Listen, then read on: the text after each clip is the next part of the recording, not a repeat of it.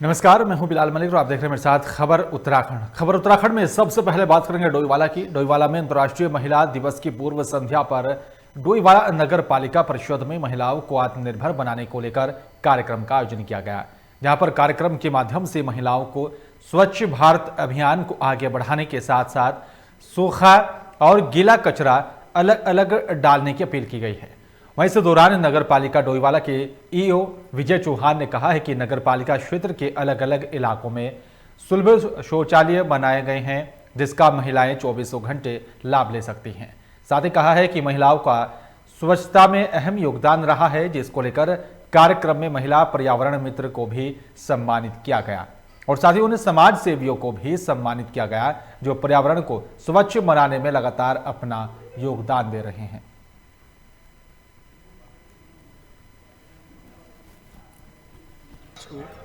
अंतर्राष्ट्रीय महिला दिवस है और ये दिवस इस वजह मनाया जाता है कि हम महिलाओं को सशक्त बनाएं। ऐसे में जो नगर पालिका सीमा में अच्छा कार्य कर रही हैं हमारी महिलाएं, चाहे वो स्वच्छता से संबंधित हो, चाहे वो स्मॉल कॉटेज इंडस्ट्री चला रही हैं। जैसा कि उदाहरण के तौर पे मैं बताऊं आपको, यहाँ पर एक महिला ग्रुप है जिसमें कि वो लोग जो है हर्बल रंग बना रहे हैं। आज महिला दिवस के अवसर पर विकासनगर के खंड शिक्षा अधिकारी परिसर में ही भोजन माताओं ने यहां पर महिला दिवस का आयोजन किया। इस मौके पर सभी भोजन माताओं ने महिला सशक्तिकरण, महिलाओं हितों के बारे में अपने अपने विचार व्यक्त किए। इस अवसर पर महिलाओं ने कहा है कि सबसे पहले महिलाओं को अपने बच्चों और साथ ही अपने घर से संकल्प और साथ ही संस्कारवान बनाना होगा और तभी हमारे बच्चे अच्छे संस्कार लेकर समाज के सामने एक मिसाल कायम कर सकेंगे। वहीं महिलाओं ने कहा है कि आजकल जो महिलाओं पर अत्याचार हो रहा है, उस पर सरकार को एक कानून बनाना चाहिए जिससे महिलाएं सुरक्षित होंगी। महिलाओं ने कहा है कि आज महिलाएं हर कार्य क्षेत्र में सबसे आगे बढ़ रही हैं।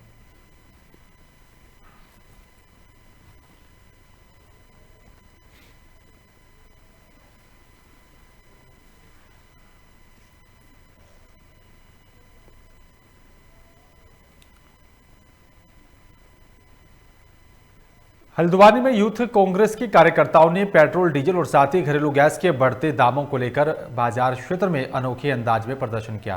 कार्यकर्ताओं ने हाथ में खाली सिलेंडर लेकर और साथ ही बाजार दुकानदारों को बढ़ती महंगाई के विरोध में मिठाई खिलाते हुए अच्छे दिनों की याद दिलाई है। यूथ कांग्रेस के प्रदेश उपाध्यक्ष गुरप्रीत और साथ ही यहाँ पर कांग्रेस के वरिष्ठ नेता सुमित हृदय सहित सैकड़ों की संख्या में यूथ कांग्रेस के कार्यकर्ता मौजूद रहे और इस दौरान यूथ कांग्रेस के प्रदेश उपाध्यक्ष और साथ ही कांग्रेस नेता सुमित हृदय ने कहा है कि केंद्र की मोदी सरकार ने अच्छे दिनों का वादा करके जनता को छलने का काम किया। पेट्रोल, डीजल और साथ ही रसोई गैस के बढ़ रहे दामों से आम आदमी आज पूरी तरह से त्रस्त हो रहा है।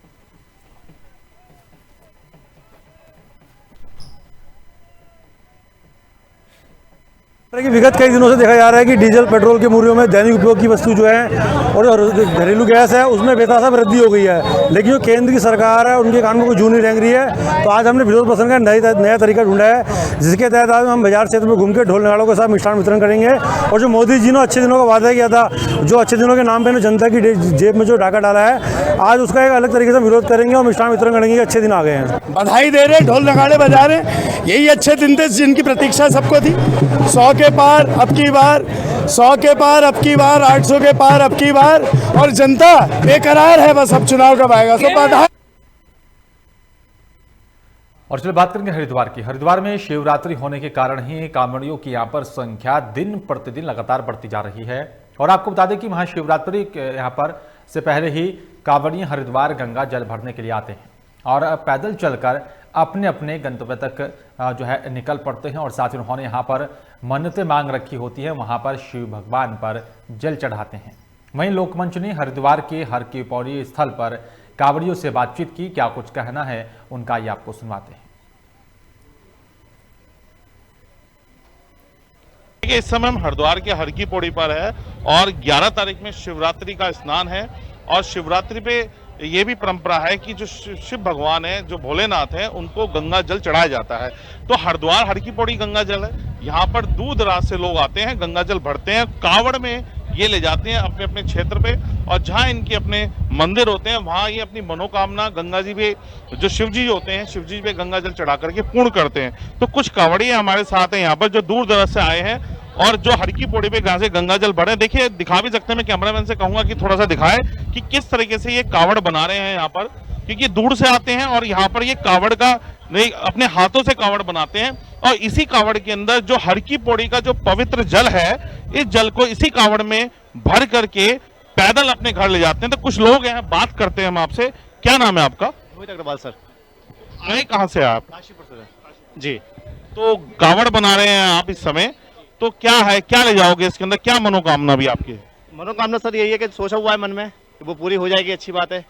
और गंगा जल लेके जाएंगे यहाँ से कांवर के अंदर, पैदल काशीपुर से आते पैदल लेके जाएंगे यहाँ से अब जहाँ। तो कुछ महिला भी हैं, ये भी देखना होगा कितनी बड़ी बात है कि महिलाएं भी इसके अंदर शामिल हो रही हैं। महिलाओं से भी बात करते हैं कि आपका क्या नाम है?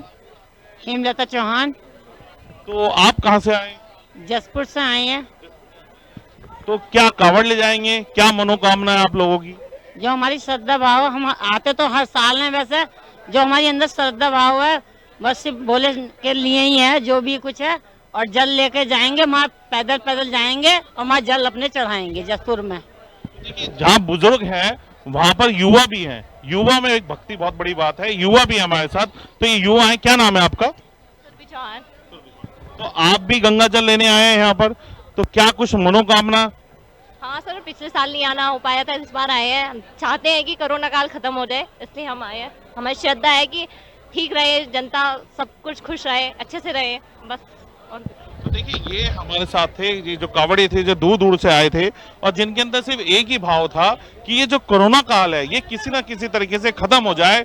यहाँ पर हर की पौड़ी पे गंगा जल लेकर के भगवान शिव पर चढ़ाएंगे, और इनकी मनोकामना भी यही है कि ये कोरोना काल जल्दी से खत्म हो जाए और सब सुखी से रहें। कैमरा पर्सन के साथ मैं मनीष कागड़ा, लोक। हरिद्वार में श्री पंचायती महानिर्वाणी अखाड़े की बड़ी धूमधाम से भव्य पेशवाई शिव भगवान की ससुराल कनखल में स्थित दक्ष प्रजापति मंदिर के प्रांगण से शुरू हुई, जहां पर अखाड़े की पेशवाई कनखल में स्थित श्री यंत्र मंदिर से शुरू होकर पंचायती अखाड़ा महानिर्वाणी के यहाँ पर छावनी में जाकर समाप्त हुई है। और वहीं श्री पंचायती अखाड़ा महानिर्वाणी के यहाँ पर पेशवाई में कई महामंडलेश्वर नागा साधु शामिल हुए। वहीं उत्तराखंड के पूर्व मुख्यमंत्री हरीश रावत ने अपने कांग्रेसी कार्यकर्ताओं के साथ श्री पंचायती अखाड़ा महानिर्वाणी की यहाँ पर पेशवाई का भव्य स्वागत किया। आपको बता दें कि महानिर्वाणी अखाड़ा के स्वामी प्रखर महाराज ने बताया कि यहाँ पर कोरोना महामारी के बीच महाकुंभ 2021 होने जा रहा है, और फिर भी संत साधुओं और साथ ही श्रद्धालुओं का कुंभ को लेकर बहुत उत्साह देखा जा रहा है। एक परंपरा है, परंपरा के अनुरूप ये जो 12 वर्ष के बाद कुंभ मेला आया, उस कुंभ मेला के अंदर में ये जो एक सम्मानीय हमारी अखाड़ा पंचदश नाम महानिर्वाणी अखाड़ा के आज मेला प्रवेश का कार्यक्रम है। हमारे सभी महामंडलेश्वर सम्मानीय इसमें उपस्थित हुए हैं। यद्यपि कोरोना काल है, कोरोना काल को देखते हुए भी जो परंपरा है, परंपरा का निर्वाह होना आवश्यक है। एक परंपरा। रुड़की क्षेत्र में फसलों की लागत मूल्य न मिलने से नाराज किसानों ने अपनी फसलों को तबाह कर दिया है। मंगलोर क्षेत्र के नगला शलारू गांव के यहां पर एक किसान ने खेत में तैयार सरसों की फसल पर ट्रैक्टर चलाकर तबाह कर दिया, और किसान ने यहां पर आरोप लगाया कि बाजार फसलों का कोई मूल्य निर्धारित नहीं है, फसल की लागत मूल्य बाजार में नहीं मिल पा रही, और किसान ने कहा है कि ऐसे हालात में खड़ी फसलों को बर्बाद करना ही एक ठीक रहेगा। किसानों की यहां पर फसल पर ट्रैक्टर चलाते देख आसपास के किसानों ने किसान को फसल बर्बाद करने से रोकने की भी कोशिश की, लेकिन किसान नहीं माना और साथ ही फसल को बर्बाद कर दिया। और किसानों ने कहा है कि जब तक सरकार ये कृषि कानून वापस नहीं करेगी तब तक किसान अब खेती नहीं करेगा।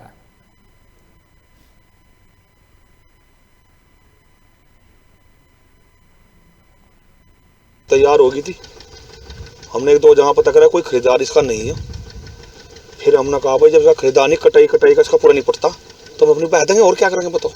तो हमने सब बह दिया, आज 5 बीघा दिया। और इसी बीच लक्सर से बड़ी खबर आ रही है। आपको बता दें कि पुलिस को बड़ी कामयाबी हाथ लगी है। पुलिस ने भोगपुर गांव के जंगल में छापेमार कार्रवाई की है। पुलिस ने 4000 लीटर अल्हन नष्ट किया। अवैध कच्ची शराब बनाने के उपकरण भी बरामद किए गए। पुलिस की छापेमारी के दौरान शराब माफिया मौके से फरार हो गए थे और शराब माफियाओं की तलाश पुलिस कर रही है। इस वक्त की बड़ी खबर आपको लक्सर से बता दें। आपको बता दें कि पुलिस ने बड़ी कार्रवाई की है और पुलिस ने भोगपुर गांव के जंगल में छापेमार कार्रवाई को अंजाम दिया। पुलिस ने 4000 लीटर अल्हन नष्ट किया है। अवैध कच्ची शराब बनाने के उपकरण को भी यहां पर बरामद किया गया और साथ ही आपको बता दें कि पुलिस की छापेमारी के दौरान शराब माफिया मौके से फरार हो गए थे। शराब माफियाओं की तलाश पुलिस कर रही है। पुलिस को लंबे वक्त से इस तरह के शराब माफियाओं के खिलाफ लगातार शिकायतें मिल रही थी, जिसके बाद लक्सर पुलिस ने बड़ी कार्रवाई को अंजाम दिया। छापेमार कार्रवाई की गई है। पुलिस ने भोगपुर गांव में जंगलों में यहां पर छापेमारी की है और पुलिस ने मौके से 4000 लीटर नष्ट कर दिया था और अवैध कच्ची शराब बनाने के उपकरण भी बरामद किए गए। पुलिस की छापेमारी के दौरान शराब माफिया मौके से फरार हो गए थे और साथ ही आपको बता दें कि शराब माफियाओं की तलाश पुलिस कर रही है।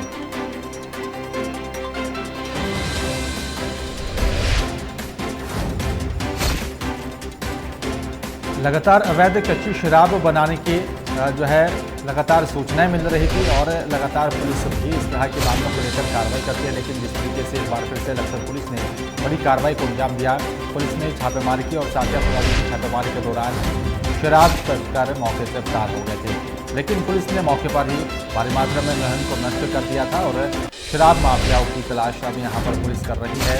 लेकिन सवाल इस बात का उठता है कि जिस तरीके से पुलिस को यहाँ पर ये बड़ी कामयाबी हाथ लगी और पुलिस ने इस पूरी घटना को अंजाम दिया है और साथ ही आपको बता दें कि पुलिस ने भोगपुर गांव के जंगलों में छापेमार कार्रवाई की है, जहां पर पुलिस को बड़ी कामयाबी हाथ लगी है।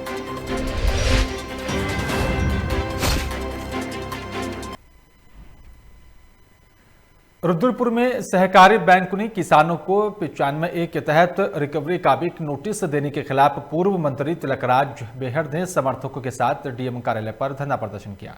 इस दौरान एसडीएम और साथ ही तहसीलदार ने भी समझाने की कोशिश की। प्रदर्शनकारियों का कहना है कि बीजेपी सरकार के इशारे पर एआर कोऑपरेटिव बैंक ने यहां पर किसानों को किसके आदेश पर यह नोटिस भेजा है, जबकि यहां पर डीएम को रिकवरी करने का आदेश देना होता है। और वहीं आरोप लगाया कि बीजेपी सरकार ने अभी तक गन्ने और साथ ही धान का भुगतान नहीं किया तो किसानों से रिकवरी का कोई मतलब नहीं बनता। और साथ ही कहा है कि प्रदेश सरकार नोटिस भेजकर किसानों को कुचलने का काम कर रही है। प्रदर्शनकारियों ने नोटिस को रद्द करने, एआर कोऑपरेटिव पर कार्रवाई करने और साथ ही बकाया भुगतान करने की मांग की है।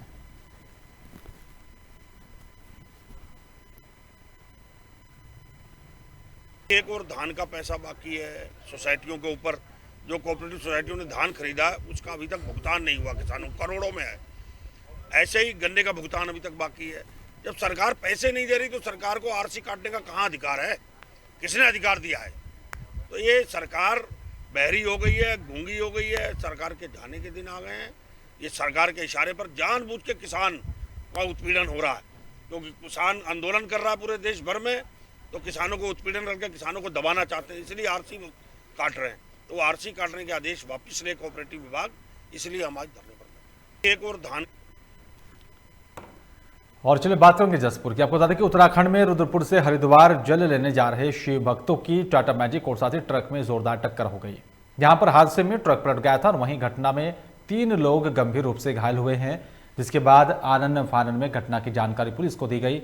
वहीं जानकारी पाकर पुलिस मौके पर पहुंची और साथ ही घायलों को अस्पताल में भर्ती कराया गया, जहां पर गंभीर हालत के चलते घायलों को जसपुर चिकित्सालय हायर सेंटर भी रेफर कर दिया गया। वहीं ट्रक का परिचालक मौके से मौका पाकर फरार हो गया था।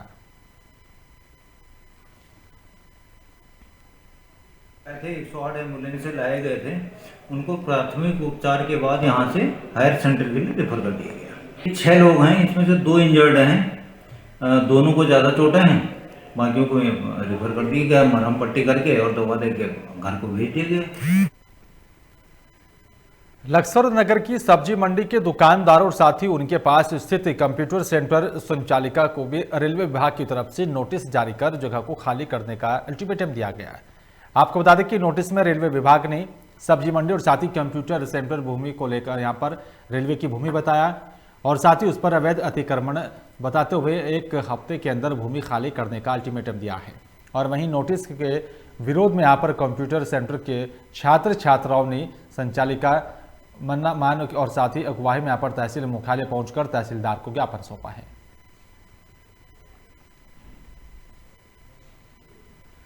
तो आपको बता दें कि लक्सर का पूरा मामला, जहां पर रेलवे विभाग ने कंप्यूटर सेंटर संचालकों को नोटिस जारी कर जगह को खाली करने का आदेश जारी किया है। नोटिस में दुकानों को अवैध अतिक्रमण बताया है। साथ ही कहा कि रेलवे की जगह पर जो है अवैध निर्माण किया गया और जगह को खाली करने का अल्टीमेटम दे दिया गया है। और साथ ही आपको बता दें कि कंप्यूटर सेंटर में जो है पढ़ने वाले छात्र छात्राओं ने जो है प्रशासन से गुहार लगाई है, एक ज्ञापन भी सौंपा गया। और साथ ही आपको बता दें कि जिस तरह से रेलवे की तरफ से नोटिस मिला है और इसी नोटिस के बाद ये कहा जा रहा है कि रेलवे विभाग की जो ज़मीन है उसको खाली किया जाए और बताया जा रहा है कि अवैध अतिक्रमण किया गया है।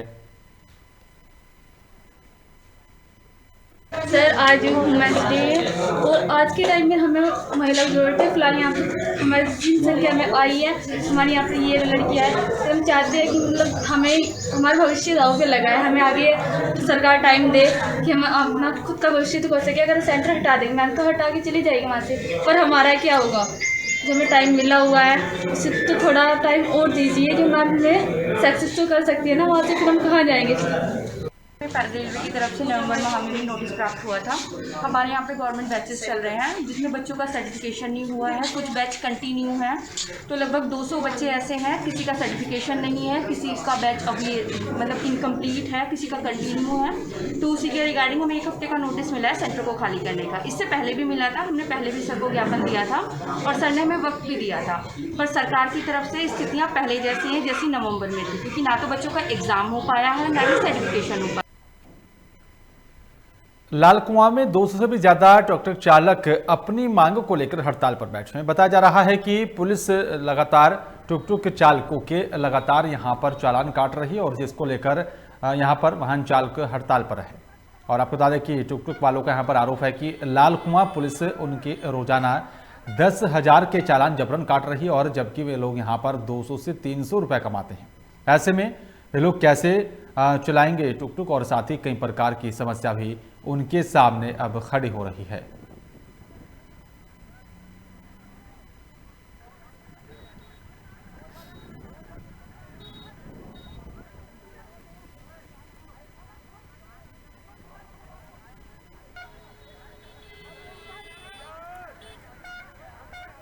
तो आपको बता दें कि यहाँ पर पुलिस से नाराज जो है वाहन चालक जो है सड़कों पर आए और साथ ही आपको बता दें कि 200 से भी ज़्यादा जो है टुक टुक चालक अपनी मांगों को लेकर सड़कों पर उतरे और साथ ही जिस तरीके से लगातार चालान जो काटे जा रहे हैं और उसी के खिलाफ नाराजगी यहाँ पर इन चालकों में देखी गई है। साथ ही कहा है कि 200 से 300 रुपये कमाने वाला आदमी 10,000 रुपये का जुर्माना कहाँ से भरेगा।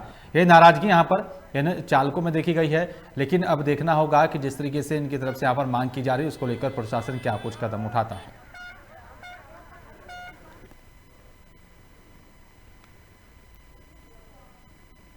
और चलिए बात करेंगे मंगलौर की। मंगलौर में एक और परिवहन विभाग दुर्घटनाओं को रोकने के लिए जगह जगह पर यातायात के नियमों के लिए लगातार जागरूकता अभियान चलाकर लोगों को जागरूक कर रहा है।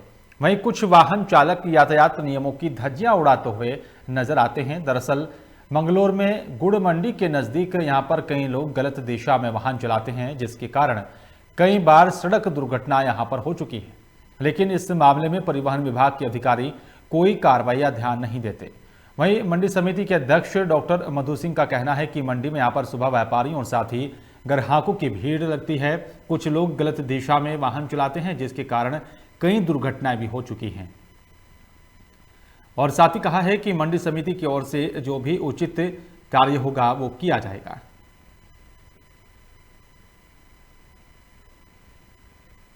जो ये इधर के हमारा गेट है जहाँ से एंट्री होती है और सुबह को बहुत ज़्यादा व्यस्तता भी यहाँ पे रहती है व्यापारियों की, ग्राहक की, और इधर रास्ता भी ख़राब है जिससे काफ़ी दुर्घटनाएं भी होती हैं। हमारा गेट एक उस साइड में है तो हम उधर से एंट्री कर सकते हैं और इधर से एग्जिट कर सकते हैं। तो उससे व्यापारियों को, ग्राहक को लाभ होगा। आने वाले जो तेज़ी में रहते हैं और ये नाला वाला वहाँ टूटा हुआ है, उससे दुर्घटना होने की जो संभावना बहुत ज़्यादा हुई भी है दुर्घटनाएं, और संभावना भी बनी रहती है हमेशा।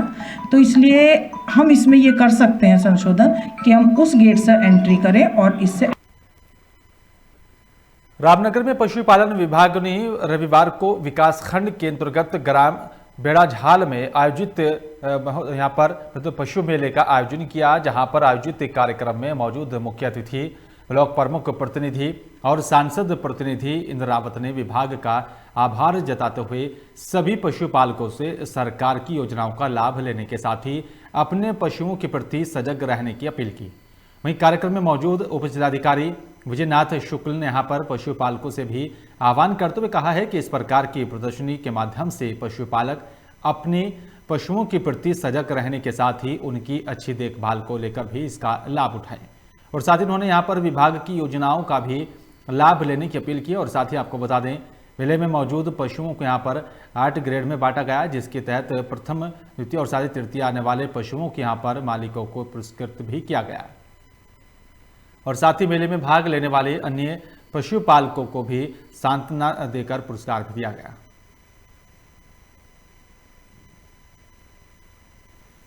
ये पशुपालन विभाग द्वारा विकासखंड स्तरीय पशु मेले का आयोजन किया जा रहा है और इसमें विभिन्न नस्लों के पशु आए हुए हैं। इन पशुओं में वर्गीकरण किया गया है 8 नस्लों में, और उन 8 नस्लों में वर्गीकरण करके प्रथम, द्वितीय, तृतीय पुरस्कार करने हेतु जजिंग कमेटी बनाई गई है और उनको प्रोत्साहित करने हेतु यहाँ पर आकर्षक इनाम रखे गए हैं। क्षेत्रों से आए हुए पशुपालक अपने यहाँ पर पशुओं को लाए हैं और उनको इस तरीके से उन्होंने दिखाया है कि हम एक कैटल शो में जजिंग कमेटी में जा रहे हैं। उनका विशेष उत्साह है और क्षेत्र में इस तरीके के कार्यक्रम होने से पशुपालकों में विशेष रूप से एक उत्साह एवं रुचि दिखाई। धर्म ध्वजा स्थापित होने के बाद अखाड़ों ने कुंभ का आगाज कर दिया है। और साथ ही आपको बता दें कि धर्मनगरी हरिद्वार में प्रतिदिन अखाड़ों की पेशवाई निकाली जा रही है। और वहीं बैरागी कैंप में साधु संत यहाँ पर दूसरे राज्य से धर्मनगरी हरिद्वार पहुंच रहे हैं, लेकिन बैरागी साधु संतों के लिए सरकार ने अभी तक कोई व्यवस्था नहीं की। दूसरे राज्यों से आए साधु संतों ने खुले में ही अपने साथ लाया सामान भी रखा है और जहां पर उनके लिए कोई लाइट, पानी की सुविधा भी सरकार ने नहीं दी है। इसको लेकर साधु संतों में रोष है। और साथ ही अयोध्या से आए महामंडलेश्वर मोहनदास जी महाराज ने यहाँ पर कहा है कि हम 1 तारीख से हरिद्वार आए हुए हैं, सरकार ने अभी तक कोई भी व्यवस्था हमारे लिए नहीं की। बिजली पानी की भी कोई व्यवस्था नहीं है, जिसके चलते काफ़ी परेशानी का सामना करना पड़ रहा है।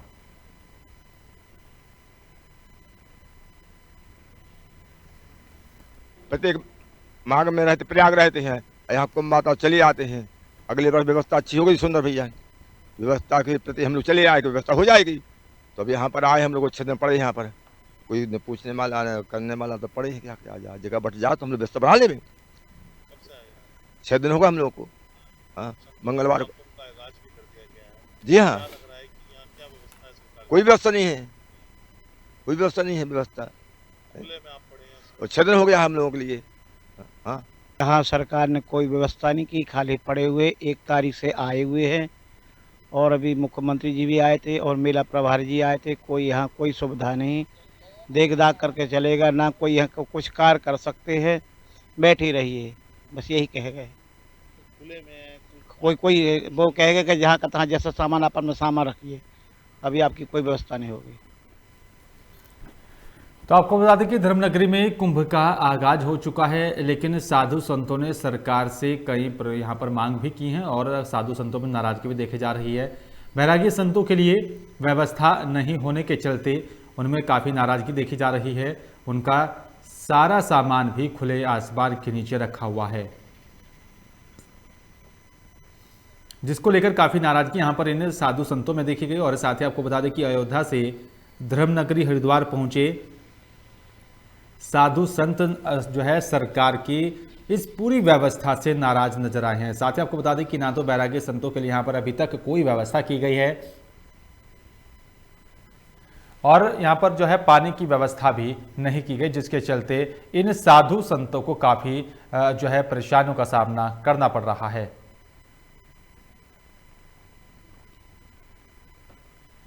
और आपको बता दें कि साधु संतों में नाराजगी लगातार देखी जा रही है। सरकार से मांग की है कि व्यवस्था की जाए जिसके चलते कोई भी और किसी भी प्रकार की परेशानी का सामना ना करना पड़े। लेकिन जिस तरह से लगातार सरकार एक तरफ व्यवस्था करने की बात कर रही है और दूसरी तरफ सरकार यहां पर जो व्यवस्था को लेकर भी कई प्रकार के सवाल खड़े हो रहे हैं। और चलिए बात करेंगे विकासनगर की। विकासनगर तहसील क्षेत्र की वर्षों पुरानी सिंचाई ट्यूबवेल की मांग अभी पूरी नहीं हुई है और इसी को लेकर यहां पर डुमेट गांव के काश्तकारों ने भी गांव में सिंचाई ट्यूबवेल की मांग करते हुए एक बैठक का आयोजन किया। इस बैठक में ग्रामीणों ने संबंधित विभाग पर आरोप लगाया कि विभाग उनको यहां पर सिंचाई के लिए एक ट्यूबवेल उपलब्ध नहीं करा पाया, जिसके चलते उनकी नकदी यहां पर फसलें बिना सिंचाई के बर्बाद हो रही हैं। गांव के लोगों ने यहां पर यह भी आरोप लगाया कि 20 साल से उनको सिंचाई की कोई व्यवस्था नहीं हो पाई है।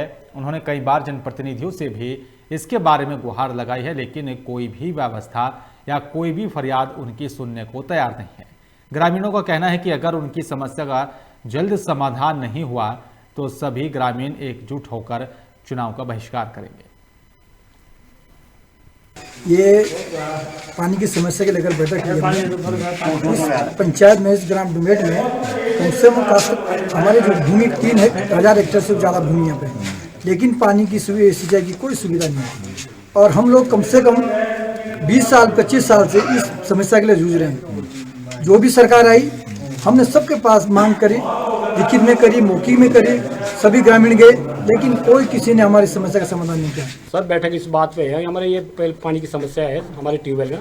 हम कई साल से ट्यूबवेल के बारे में मतलब प्रयास कर रहे हैं, हमारा ट्यूबवेल नहीं हो पा रहा है। लेकिन ग्राम डुमेट के बजाय जो है कहीं चिड़ियों लग जाती है और जब हम जाते हैं अधिकारी के पास वो कहते हैं कि आपके डुमेट के नाम से जो है लिफ्ट लगी हुई है। तो लिफ्ट लगी हुई है तो डुमेट के नाम से अधिकारी या चाहे कोई भी शासन प्रशासन ये दिखा दे कि डुमेट पे किस जगह पे लिफ्ट लगी हुई है। हम ये चाहते हैं अब डुमेट के नाम से डुमेट के कहीं चिड़ियों जा रही है या बाड़ों। और फिलहाल इस बुलेटिन में मेरे साथ सिर्फ इतना ही। बाकी तमाम खबरों के लिए आप देखते रहिए लोकमंच। नमस्कार।